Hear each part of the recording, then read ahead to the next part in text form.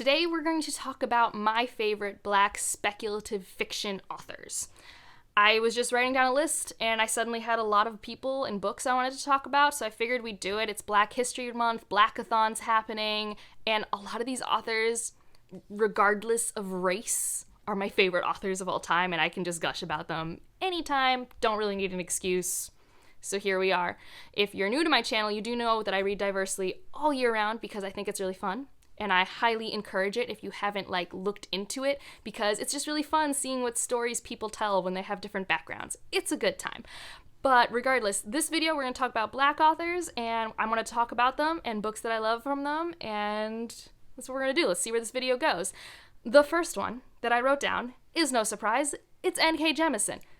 I literally own so many N.K. Jemisin books. This isn't even all of them. Okay, I have 3 others up top that are the same cover, but the US version of the UK covers of the Inheritance trilogy. I'm a mess. I love N.K. Jemisin. She is a phenomenal, primarily fantasy author, although her Broken Earth trilogy definitely lends itself to be sci-fantasy, depending on who you are as a reader, and I love her short story collection. I have not read the Green Lantern comics yet. I have a whole video where I have a guide for how to read N.K. Jemisin, or where to start if you're just I don't know where to start. I'm a little intimidated by Broken Earth because of the second person, or I don't like New York City, so should I read The City We Became? The general consensus on that is no. I don't know. I don't think I love New York City that much, and I love that book, but it seems like if you don't like New York City, you shouldn't read that book.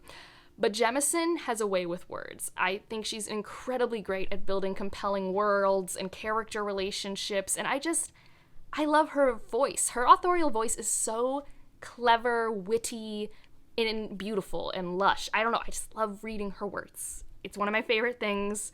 So if you somehow have not heard of N.K. Jemisin, go pick her up. She's one of, actually, the only author to have an entire trilogy get Hugo Awards. Okay, that's the Broken Earth trilogy. So check out that video if you want a deeper dive. She is one of my favorite authors. Depending on the day, my favorite author. That's my glowing endorsement. Go read N.K. Jemisin. Similarly, another favorite author of mine is Karen Lord. Now, nobody reads Karen Lord. I've read 3 of her published novels. There are 4 out, and a 5th one maybe on the way, maybe.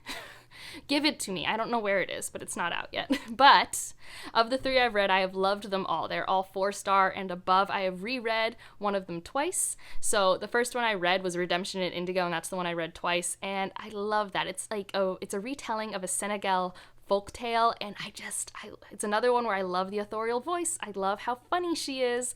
And the narrator for that one is Robin Miles. And if you're not new here, that's one of my favorite audiobook narrators, so highly recommend. But my favorite book by Karen Lord is a sci-fi called The Best of All Possible Worlds. This is a social, soft, optimistic sci-fi that I really am trying so hard to push into the hands of all Becky Chambers fans, because I think you guys will love it. At least I hope you would. For me, I adored it with my entire being. It was a book that I completely escaped into. I dreamt about this book. I didn't want to stop reading this book. I cared about these characters so much. And it's very character-driven, very slice of life, very episodic. And so just why I kind of am if you like A Long Way to a Small Angry Planet, try it out. But also, I don't love A Long Way to a Small Angry Planet. And so I also say, if you thought you would like A Long Way to a Small Angry Planet, check it out. Because I think for me, it's shorter, and it does have a more, I think, satisfying arc of a story, in my opinion. So yeah, that's another author that I wanted to mention on this list. And the next one, I actually just put up my author spotlight video, and that's Nicky Drayden. Nicky Drayden's fantastic. I say in that video everything I love about her works and some of the things that don't always land for me, but I have read all 4 of her published novels, and what I can tell you is if you're bored of seeing the same fantasy and sci-fi tropes, you need to pick up Nicky Drayden, because I promise you have not read what she's writing, because it's weird. It is pushing envelopes, it is bizarre, it is sometimes incredibly disturbing, but also still entertaining. A common descriptor of one of her duologies is, I like it here, it's squishy. That was just said in my Discord today. So I think her books are really fast-paced. She has 2 standalones in her backlog. So you have a standalone fantasy and a standalone sci-fantasy, and then you just have a small duology. So if you're someone who feels overwhelmed by the epic series that everyone's always talking about, these are really like bingeable stories that are so fun and so imaginative. My thing is the endings don't always hit the mark, but it's also just like, you just did like this amazing flip in the air and you just like had this little hop at the end, like in a gymnastics comparison. I'm okay with it. Another favorite I need to bring up is Octavia Butler, the classic. She writes sci-fi, she is the only one on this list, I believe, who's no longer living. And she's one of the classic sci-fi writers. I've read Kindred and the entire Patternist series. I have a video for the Patternist series. It is confusing. I do answer the question of how should you read it, so you can go check that out. But she is someone who I don't think has a lot of faith in humanity, and that kind of comes through in her works, but I love them and I love what she's playing around with, and she has a really accessible, digestible writing style, I feel. Like when you read a lot of classic sci-fi, you sometimes get this whole impression that it's very dry or it's very introspective and reflective and kind of hard, and hers is so far for me, very direct, to the point, and to the point where it's almost just so to the point you're like, whoa, you didn't hide me from that brutality at all. So I've not read all of her works. I'm planning to read maybe her entire catalog this year because I only have 2 series left and a standalone. And I think it's really doable because she also writes fairly short books. I think the Patternist series, I got through it so quickly because they were all like 200 to 300 pages. So I really recommend reading her. She's a classic for a reason. She's phenomenal. Next up, we have Rivers Solomon. They are one of my favorites. I've read all three of their works. I haven't read one of their short stories, but I've read Unkindness of Ghosts, The Deep, and Sorrowland. And each time I read one of their works, it becomes better and better for me. So Unkindness of Ghosts is a space opera. Well, I think it's a space opera. It takes place on a spaceship, and the spaceship still has a cast similar to what we have in the United States based on race, and our main character is able to kind of cross boundaries because of her skill set, and you follow this mystery of unpacking what happened to her mother and how that ties into the legacy of this ship. I need to reread it because I know a lot of it went over my head. It's a very slow, reflective work. Sorrowland, the most recent new release I have a review for, is a page-turner, thriller, sci-fi, horror, fantasy. I don't know what it is, but it's phenomenal, and you should try it. I will say if you don't like body horror, that might not work for you, but I love Sorrowland so much. The themes in it, and just how it's just an entertaining, good time.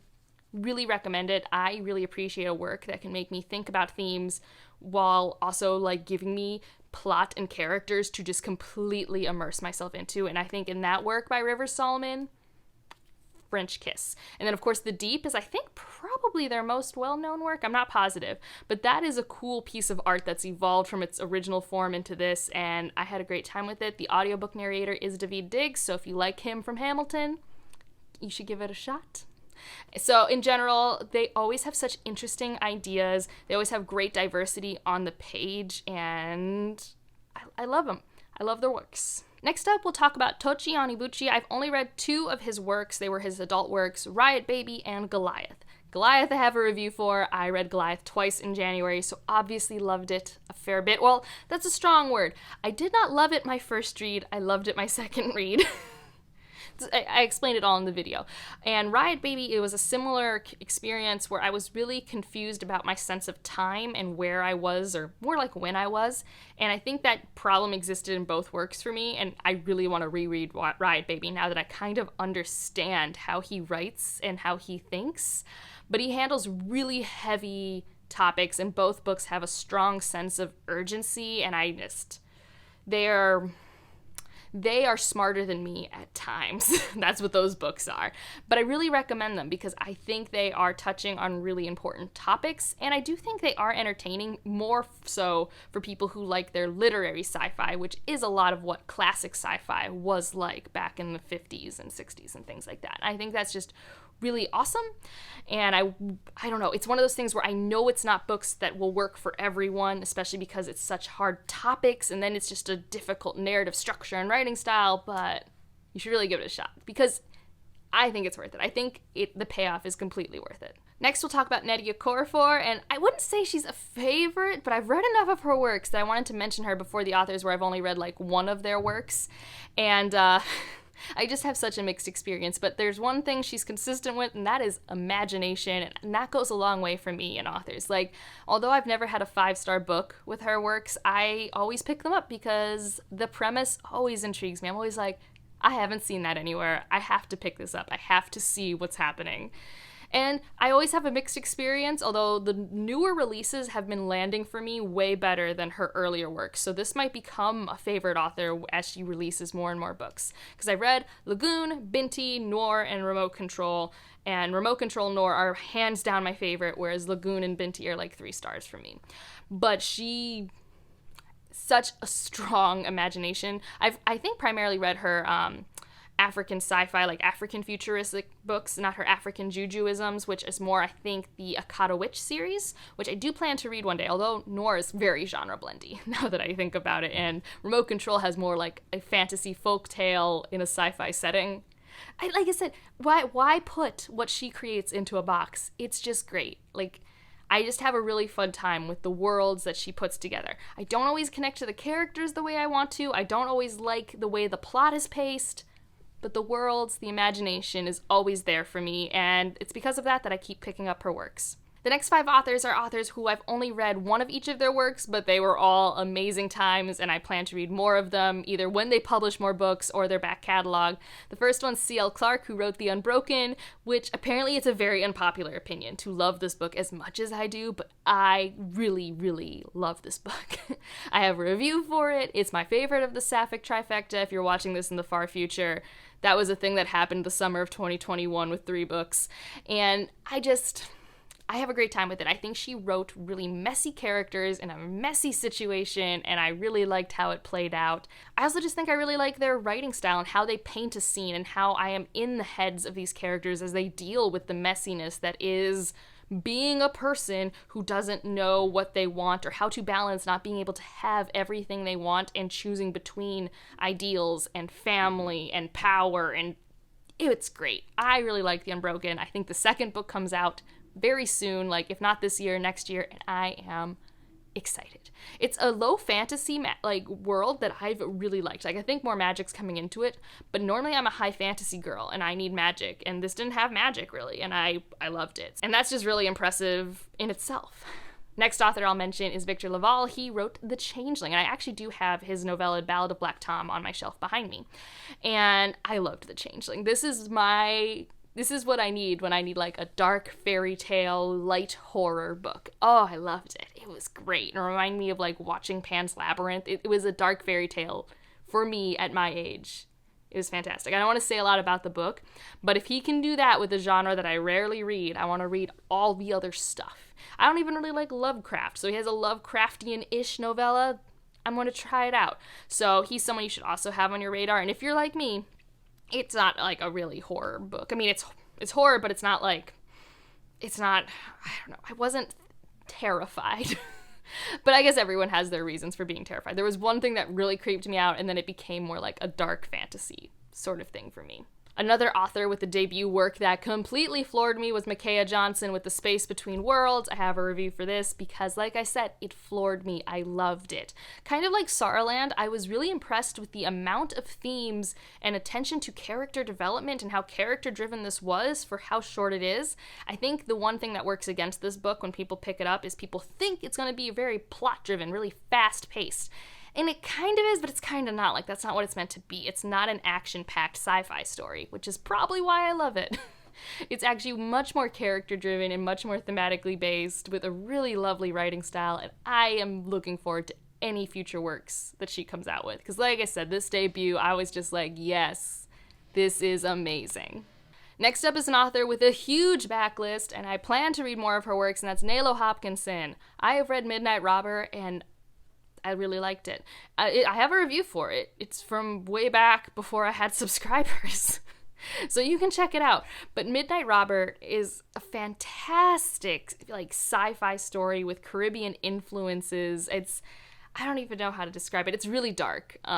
You definitely need to check out content warnings before you pick it up, because it has graphic depictions of things that if you are someone who gets triggered by certain graphic sexual assault things, you should look into it. But I really respected the work because, first of all, it's written in a dialect, and it's completely written in dialect, and it does not steer away from that, which most people who pick it up will put it down because of that jarring situation. We're not used to reading in dialect as readers on average. I read it out loud to myself for a couple pages, and then it was perfect for me, and I loved it. I can tell some of my modern favorite authors picked her up and used some of her narrative devices in their works, and that is so cool to see, because Midnight Robert, I believe, came out in like 2001, 2000, like pretty far ago now, like 20 years ago, and I really had a great time with it. It was so imaginative. It was on this planet, and it's like watching that Avatar with the blue people, but like reading the book, and it didn't have blue people in it, but you know, like just that type of jungle that is larger than life was a part of it. I loved the imagery. I loved the main character. I love the idea of there's this legend of this person, but here's her actual life for the Midnight Robber.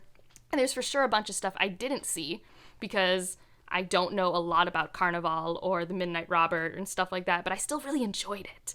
So I need to read more of her stuff, but if you want Caribbean speculative fiction, her and Karen Lord, go check them out. I mean, there's plenty of others as well, but those are where I started, and I've been having a really great time.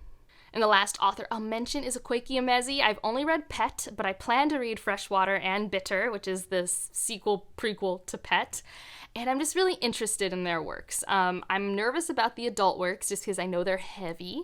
Like, I know they're incredibly heavy, like Freshwater. I hear people love it, but also it gets to them. But Pet was wonderful. Pet was a really surprisingly good time, mainly because I don't read a lot of young adult that reads like that young adult. Like, I don't know how to make sense. It's definitely a book written for people who are younger than me. It's definitely written for a 14-year-old. But at the same time, it didn't have a lot of the tropes you associate with a young adult story, and I just really appreciated how it handled things. I don't know, I just thought it was beautiful, and I'm really excited to read Bitter because I really liked their writing style, and I want to see more. So yeah, those are my favorite Black authors, at least a selection of them. Every year I hope for it to grow and grow because, yeah, that's always the goal. Let me know some of your favorite Black authors down in the comments, or if there's any here that you are interested in looking into and picking up. And any videos I mentioned, I'll have them linked down in the description. If you want to leave an emoji, I don't know, what books do we talk about? There were a lot of sci-fi, so leave a sci-fi emoji, whatever that means to you. If you don't want to say anything, but let me know you're here. And like if you liked it, subscribe if you want to, and I'll see you in the next one. Bye.